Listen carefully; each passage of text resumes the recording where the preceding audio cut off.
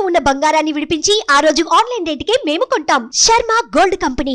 నమస్తే, మీరు చూస్తుంది సుమన్ టీవీ. నేను మీ కీర్తి. నాతో పాటు ఉన్నారు ప్రముఖ ఆస్ట్రాలజర్ గోనుగుంట్ల సురేష్ బాబు గారు. నమస్తే గురుగారు. నమస్కారం అండి కీర్తి గారు. నమస్తే గురుగారు. వృషభ రాశి వారికి 2020-25 సంవత్సరంలో అదృష్టం ఎలా ఉండబోతుంది? సో ఒక ముక్కలా చెప్పాలంటే అదృష్టం వీళ్ళకి పీక్ స్టేజ్ లో ఉంటుందని చెప్పుకోవాలి. న్యూ ట్రెండ్ సెట్ చేసేటట్టు ఉంటారు వీళ్ళు వృషభ రాశి వాళ్ళు. లాస్ట్ ఇయర్ అంతాను కొంచెం ఇబ్బందులు పడి ఉంటారు చాలా మంది. బట్ ఈ సంవత్సరం రియల్ గా చాలా బాగుంటుంది. మనం టెక్నికల్ గా చూద్దాం ఆస్ట్రాలజీ పాయింట్ ఆఫ్ ఎలా ఉంటుంది అనమాట. ఫస్ట్ వృషభ రాశి అనగానే మనకి వృతిగా 2, 3, 4 పాదాలు, రోహిణి 1, 2, 3, 4 పాదాలు, మృగశిర 1, 2 పాదాలు అంతా మనకి వృషభ రాశి కింద వస్తారు. అయితే పేరు బలం కనుక చూసుకుంటే ఎవరికైనా సరే ఈ ఉ ఏ ఓ వా వి ఉ వే ఓ ఈ పేర్లంతా కూడా మనకి వృషభ రాశి కింద వస్తారు. మోరార్లెస్ ఈ సౌండ్తో ఉన్న వాళ్ళంతా కూడా ఇంగ్లీష్లో కొంతమంది వి అని ఈ అని పెట్టుకున్నా కానీ వాళ్ళు కూడా వృషభ రాశి కింద వస్తారని చెప్పుకోవాలన్నమాట. అయితే మనకి ఈ సంవత్సరం 2025 సంవత్సరంలో ఉన్న ప్రత్యేకత ఏంటంటే 4 మేజర్ గ్రహాలు చేంజ్ అవుతున్నాయండి. ఇది వెరీ వెరీ రేర్గా జరిగే సంఘటన కూడా ఈ సమయంలో. ఎందుకంటే 2.5 సంవత్సరాలకు ఒకసారి గురువు మారుతారండి, ఎప్పుడు మారు కానీ ఈ సంవత్సరం మారుతున్నారు. గురువు ఎప్పుడు శని 2.5 సంవత్సరాలకు ఒకసారి మారుతారు, ఈసారి మారుతున్నారు. గురువు సంవత్సరం మారుతుంటారు, ఈసారి కూడా మారుతున్నారు. అయితే రాహు కేతులు వాళ్ళు 1.5 yearకి ఒకసారి మారుతారు.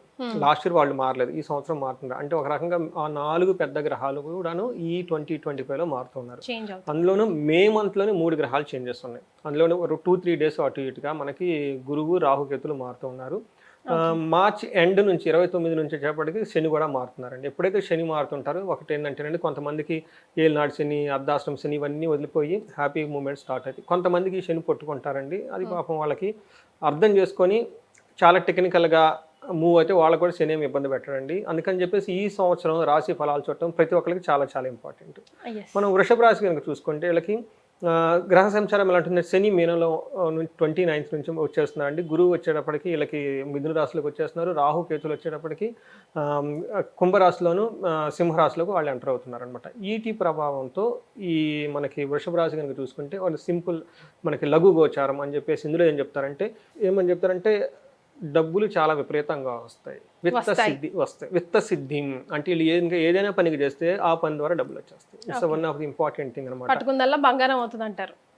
వాళ్ళు లాస్ట్ ఇయర్ అంతా చాలా ఇబ్బంది పడ్డారండి, కానీ గురువు ఈ సంవత్సరం వీళ్ళకి విపరీతమైన యోగాన్ని ఇస్తున్నారు అనమాట. ధన ప్రవాహం చాలా బాగుంటుంది. వీళ్ళకి శని వల్ల ధనం వస్తుంది, గురువు వల్ల కూడా ధనం వస్తుంది. 2 ఇంపార్టెంట్ గ్రహాలు ధనాన్ని తీసుకొని రాబోతున్నాయి కాబట్టి లైఫ్ వెళ్ళది ఒక నెక్స్ట్ లెవెల్కి వెళ్ళిపోతుంది ఈ సంవత్సరం అనమాట. తర్వాత శని ఎలాంటి లాభాన్ని తీసుకొస్తున్నారు అంటే, శని 11th హౌస్లో స్వర్ణమూర్తిగా ఉండటం వల్ల చాలా బాగా యోగ్యతను ఇస్తూ ఉంటారు అనమాట. ఎలాంటిదంటే ఫస్ట్ వీళ్ళకి హెల్త్ చాలా బాగుంటుంది, అర్ధలాభాచ ధనం ప్రకారంగా చూసుకుంటే ధనం చాలా బాగుంటుంది. స్త్రీల ద్వారా పుత్రుల ద్వారా మంచి సౌఖ్యం సుఖంగా ఉంటూ ఉంటారు. దినదిన అభివృద్ధి ఉంటుందండి వీళ్ళకి. అందుకని ఇది చాలా చాలా ఇంపార్టెంట్ అనమాట. ఇష్ట సిద్ధి కలుగుతుంది. ఇప్పటిదాకా వాళ్ళు ఏదైనా కనుక పని ఆగిపోయి ప్రమోషన్స్ ఉన్నా ఇంకొకటి ఉన్నా లాస్ట్ 1.5 year ఏదైనా ప్రాబ్లం లేకుండా స్ట్రగుల్ అవుతున్నా వీళ్ళకి స్ట్రైకింగ్ ఏడు వచ్చేసిందండి. ఈ టైంలో వాళ్ళు హిట్ అయిపోతారు. సో చాలా చక్కగా ఉంది. అయితే ఇంకొక వెరీ ఇంట్రెస్టింగ్ పాయింట్ ఏంటంటేనండి, వీళ్ళ అదృష్టం ఎలా ఉందంటేనండి, గురువు గారు కూడా వీళ్ళకి సపోర్ట్ చేస్తున్నారు. అయితే ఫస్ట్ 5 months కొంచెం అధికారుల నుంచి ఒత్తిడి, తర్వాత ఉద్యోగంలో అపకీర్తి రావటం, కొంచెం హైడ్ అండ్ సీక్ అన్నట్లుగా ఉంటుంది. అది లాస్ట్ 1 year నుంచి ఉంది. బట్ ఇప్పుడు కూడా వాళ్ళకి మే వరకు అలా ఉంటుంది. కానీ మే తర్వాత గురువు చేంజ్ అవడంతో వీళ్ళకి ఇంకా చాలా లక్ వస్తుంది. ఎలా బాగుంటుందంటే మనస్సౌఖ్యం, మనసులో చాలా హ్యాపీగా ఖుషిగా మూమెంట్స్ వాళ్ళకు ఉంటాయి అని చెప్తారు. యశోవృద్ధి, కీర్తి ప్రతిష్టలు వాళ్ళు ఖండాంతరాలు వెళ్ళిపోతాయి వాళ్ళకి. తర్వాత సౌభాగ్యం ధనాగమనం జరుగుతుంటాయి వాళ్ళకి. అన్ని విధాల వృద్ధి వస్తుంది. వెహికల్స్ తీసుకోవాలన్నా, తర్వాత అగ్రికల్చరల్గా తీసుకున్నా కానివ్వండి, పశు సంపద కానివ్వండి, కంఫర్ట్స్, లగ్జరీ ఇల్లు కొనుక్కునే వాళ్ళు ఇల్లు తీసుకోవడం కానివ్వండి, ఏది తీసుకున్నా వాళ్ళకి సుఖం వచ్చే ప్రతిదీ వాళ్ళకి ఈ టైంలో వచ్చే అవకాశం ఎక్కువగా ఉందన్నమాట.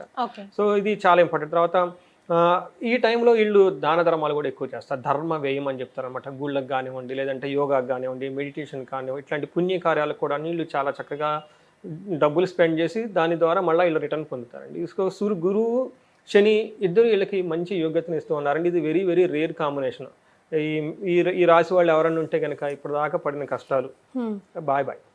అది ఇది జరగలేదంటే మనకి కామెంట్ పెట్టమనండి, నేను రెస్పాన్సిబిలిటీ వాళ్ళకి. పోయిన సంవత్సరం పడ్డ కష్టానికి ఫలితంగా, వాళ్ళు చేసుకున్న పుణ్య కార్యక్రమాలకు ఫలితంగా ఈ సంవత్సరం వాళ్ళకి హ్యాపీ ఎండింగ్ ఉండబోతుంది అనమాట. సూపర్ అండి, కరెక్ట్ అండి. అయితే ఫస్ట్ 6 monthsలో రాహు వాళ్ళకి 11th హౌస్లో ఉన్నారండి. రాహు 11th హౌస్లో చాలా బాగా యోగదనిస్తుంది.